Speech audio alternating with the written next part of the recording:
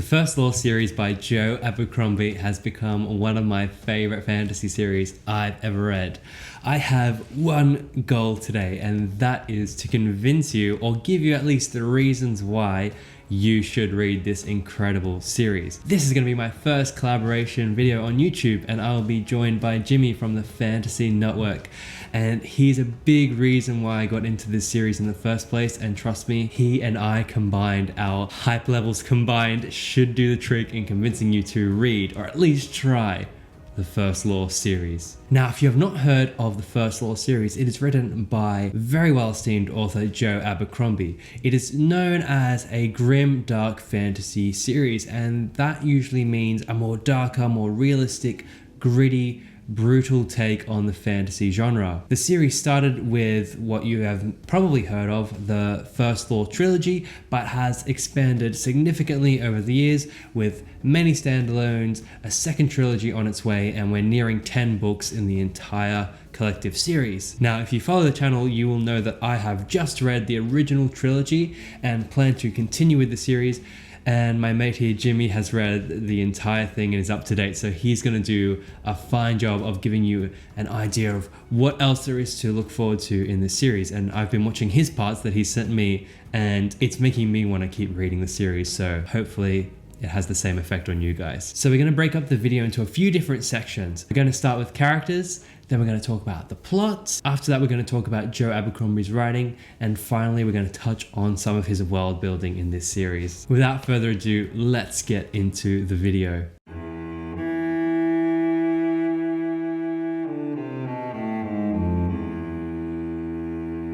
Now, if you have heard anything about First Law, anything about Joe Abercrombie, you will know that it is most well known for its characters. And I can't stress to you enough how iconic and awesome these characters are in this series. Now, having read the first trilogy, immediately I was introduced to many iconic characters that have stayed with me ever since I picked up these books. Logan Ninefingers, Jezal Luther, Colin West, Pharaoh, and of course Sandan Glockta have become some of my favorite characters I've ever read. And one I want to introduce to you in this video is Sandan Glockta. Now, Glockta was the perfect hero. He was a knight in shining armor, a great fencing champion, and a swordsman fighting in battle. He was captured by the enemy, tortured for a number of years, and released as a cripple. Now in his middle age, or in his mid-30s you could say, he has become a torturer himself, working for the Union. And this, I don't care who you are, this is one of the best characters in fantasy. Just being inside Glockta's head for these 3 books was a pleasure. The way his inner dialogues are written, the way we are inside of a fallen hero turned into like creepy maniac to some extent, is just a nihilistic pleasure to read. And I spoke about it in my review of The Blade itself. We get scenes that go for an entire chapter of Glockta just making his way down a flight of stairs. And you might think that is the most boring crap ever. No, it's amazing. These chapters were some of the best I've ever read, and just how grueling each step and each action Glockta takes in the story is just a fantastic treat for your imagination. And it's not just characters like Glockta and Logan Ninefingers, the iconic barbarian of the series, that really make it. It's the entire cast that Joe Abercrombie has put into First Law. It's the side characters that are just as well realized, and it comes through in the dialogue between these characters and how they interact with the world around them that really brings them to life. No character is just a throwaway. Even characters that you see in one scene might show up later in a standalone or even in the following series. Every character has their own struggles that they are working through, and even though a lot of them are dark, angry bastards, women included, they are all very likable and you can empathize with the situations basically all of them are going through. I can't say all of them because there are some pretty messed up people in this world. So if you like characters that are a bit on the grayer side, are a bit darker, are a bit more messed up in the head, and you want to hang out with them, dude, don't even watch the rest of our video. That's fine. Go buy these books and you will have a great time with these incredible characters.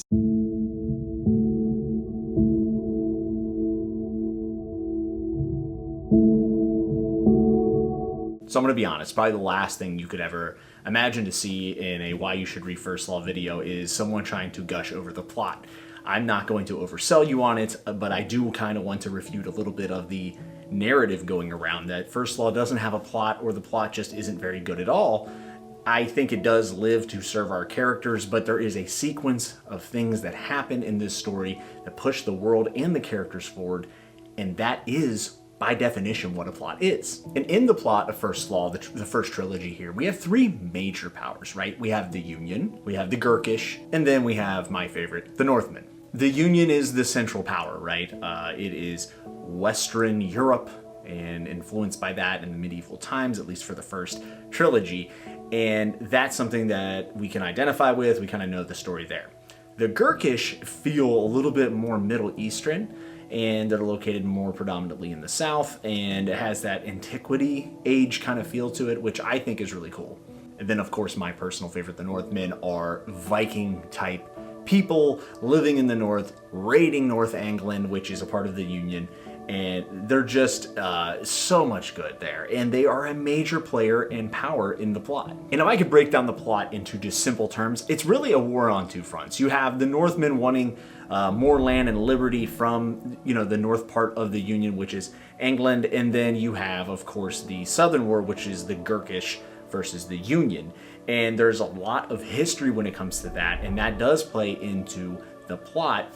And Baez specifically, let's just say there's a lot more at play than it seems in who's moving what pieces. Now, does that mean there is an elaborate, setup of political intrigue and all these things? Not quite, but it is wartime, which we're all pretty familiar with, but it's done from a much realer lens, and I think that the plot therefore might seem a little less fantastical than a lot of the other stories that we read in modern fantasy, but that's also why the plot is kind of special. It feels a lot more grounded in reality at some points. Obviously, since it's fantasy, there are fantastical elements that come into play, but the plot is simple. People want to control things. They want to control pieces of land, they want to control the crown, but who really calls the shots? And yes, the plot does serve the characters in the story because they are the shining star here, the real selling point of the series, but I do think that the plot, though simple and grounded a little bit in reality and things that we see in everyday world, I think it still lives to serve the characters, but that's okay because the lens that we get to see this plot move through, its beats, it's pretty fantastic. And another thing I have to just go over with the plot is the fact that there are a lot of plot pieces driven from classical fantasy, like the great journey of a fellowship, that get kind of commented on and turned. Joe Abercrombie actually commented on Richard K. Morgan's The Steel Remains front cover, which, if you don't know, is kind of an older grimdark series. It's also the same gentleman that wrote Altered Carbon. And he said he didn't just so much subvert the tropes as turn them on their head. And I think Joe Abercrombie set out to do that with everything from his characters to his plot. And he did just that in First Law.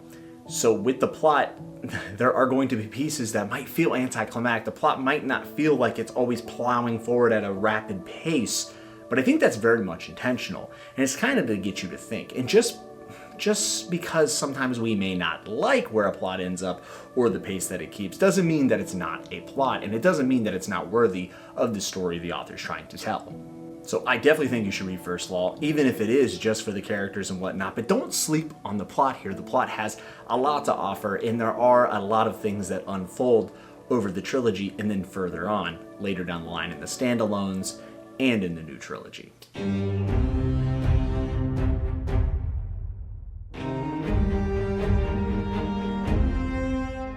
Joe Abercrombie's writing is something that is very special. I think he has a etched out place in modern fantasy, and he began with the blade itself here in First Law to really, substantiate that and say, this is my place. But along with that, he's also taken his time and he's become a better writer over the entire series with the standalones and the new trilogy. So it's not like we just saw Blade itself and Abercrombie at his best, but his writing improved with each entry. Say one thing for Joe Abercrombie, say that he has a tone. And when he writes a sentence, you can generally tell it was Joe Abercrombie that wrote it, which I think is one of the hallmark pieces to a great author. They write very differently. But I've always said this about Joe Abercrombie, and now I'm realizing with other authors like Robin Hobb, who is great company to be in. But Joe Abercrombie, just like Robin Hobb, can say a lot with writing a little. There have been times where I will read a passage or a quote from First Law, and I will really have to chew on it. And sometimes the more I read it, or if I go back and reread it, it can mean something totally different to me depending on where I am in the book, or even in maybe my own life. Joe Abercrombie's dialogue is fantastic. It's also very sharp. It's very witty, and I like the way that he writes it where it's not always obvious of who's talking. You really have to be in the conversation, and it keeps that natural flow. Dialogue is by far one of Abercrombie's strongest suits when it comes to writing. And through his prose, he does have this charm to it, even though we're in this very hellacious story and it feels very grimdark. When you hear grimdark, you usually hear First Law and a couple other series, but First Law's always in there.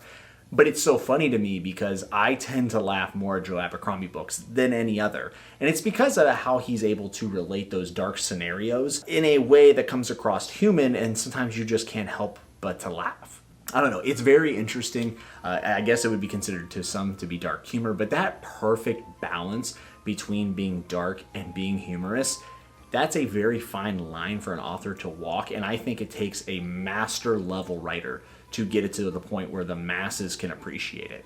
Now, as Jimmy has been saying, the writing of Joe Abercrombie is fantastic and the dialogue really, really shines. What really took me to the next level of loving this series was the humor that Joe injected into this dark story. Like Jimmy has said, it's a very nihilistic tale to some degree. We might not get the payoffs for these characters that we've been waiting for so long, but he has sprinkled humor throughout it to make it just such a dark situation that you're able to have a laugh with.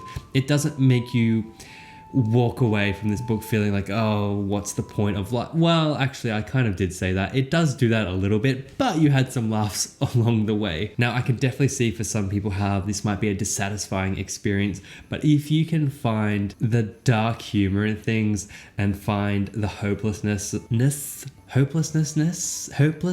of some situations, humorous to a degree, you will have a great time with the humor in these books. I've always compared it to British humor, British dark humor. I also compared it to the earlier seasons of Breaking Bad, where it's a lot of dark things are happening. There are a lot of horrible people, but sometimes someone just goofs up and just falls on their face, and you gotta laugh about it. When we talk about all the things that we love about First Law, I do feel like Joe's writing kind of takes a back seat, and I think we need to talk about it more.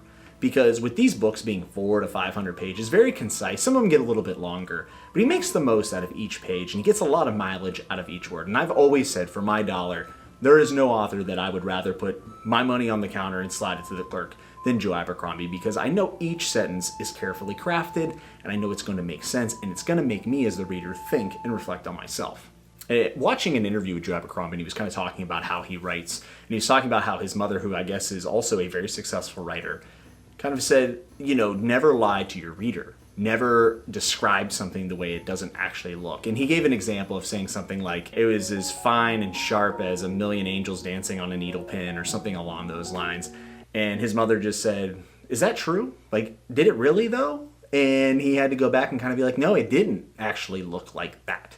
So whenever you have an author that is very reflective, right, and very honest with his readers and honest with his descriptions, and still finds a way to make them more than just, telling, but showing, that's an author that you can trust with your money and your time, and his writing has leveled up with each entry into the First Law trilogy and then the universe extended.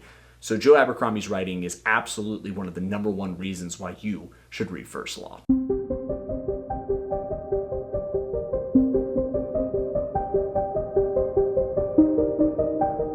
Now, having only read the first trilogy, the world building in these books is very, very subtle. We get dropped into a world that is incredibly well realized, but because our characters have such personal experiences and personal motives, the greater sense of the world is very much a background thing happening. But it is still happening. It is still being built upon layer by layer, and Abercrombie gives you very subtle hints about the greater experience of what is happening in this world. And just like how the world building is subtle, the magic system in here is incredibly subtle as well. There is magic in this story, but you don't really know how it exactly works. You don't exactly know why it's happening, but you get hints about it. And if you like being given little bits and pieces that you can slowly piece together to get a greater sense of the world, you will love this series. He drops so many little breadcrumbs throughout these books for you to go in and dive into and just digest and build it in your head to slowly piece together the world that is the First Law series. I will say it again, magic is not a main priority of this series, at least in the first trilogy. It certainly does play into the plot, but it is all about how these characters are fulfilling their motivations in this story. I found myself really grounded in the world that Abercrombie has created here. I had a great sense of where I was in the world, and I found some of these locations so intriguing. There is a long history that is hinted at, and we see ruins of past civilizations and past technologies that really got me extra interested into what the history of this world is, and I really do hope that this is expanded upon later in the series. Obviously, the First Law trilogy starts out more with a medieval world that we all know. And in an interview that Joe Abercrombie did, or a video that he had posted, he talked about how it really bothered him that we get this sandbox medieval world that never seems to push forward. So Joe Abercrombie took that complaint and he said, I'm going to do it. I'm going to push this world forward.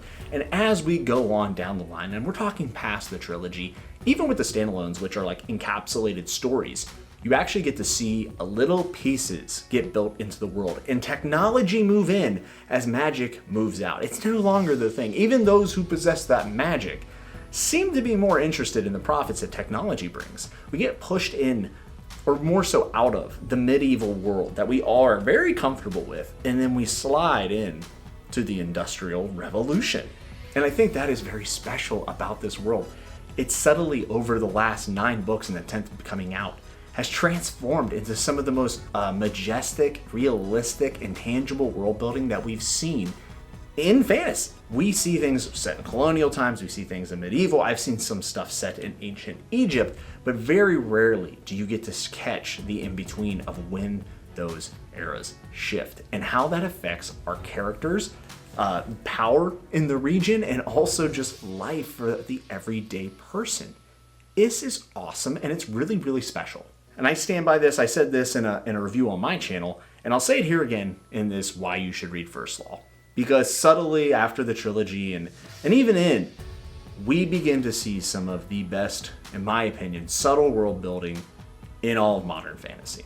And that is it for the video. I hope that Jimmy and I were able to convince you guys to at least try The Blade Itself, Book 1 in the First Law series, or at least have a greater understanding of why it might be for you or might not be for you.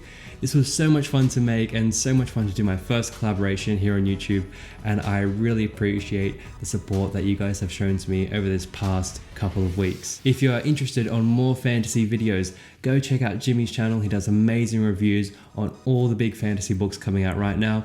And if you'd like more First Law, I've got a playlist on my channel, lots more fantasy videos coming, and I can't wait to see you guys all in the next one. Thank you for watching, and read this amazing series.